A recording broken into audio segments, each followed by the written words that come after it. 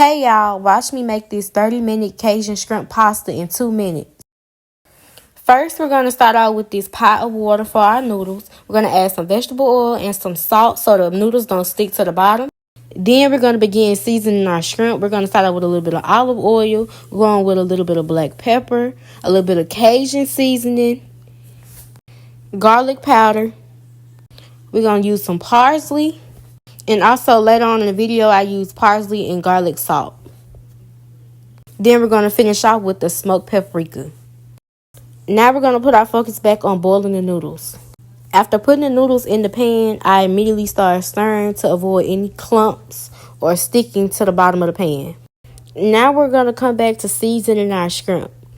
So as I get my shrimp, I find a smaller bowl to move it into. I went in my cabinet and I found some plastic wrap so I can go and wrap the bowl up and make sure there's no opening so no air will get in.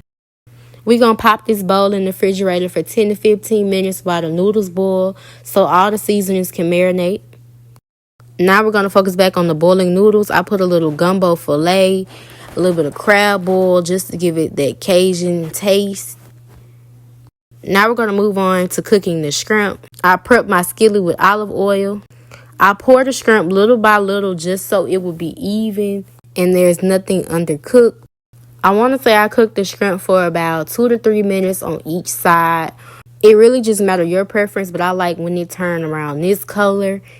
And this right here is the final product. Now we're going to move on to the sauce. I get the Alfredo sauce. I add in the same seasonings I used earlier. I put some butter with it and I slowly added the cheese. Also, I did substitute the heavy whipping cream with milk, so I made sure to add butter and flour as a thickener. After the sauce is the consistency that I prefer, I then begin adding the noodles into the same pan with the sauce just so I can stir everything together. After stirring for 10 minutes, I then begin to add the shrimp in and stir again, and here is the final result.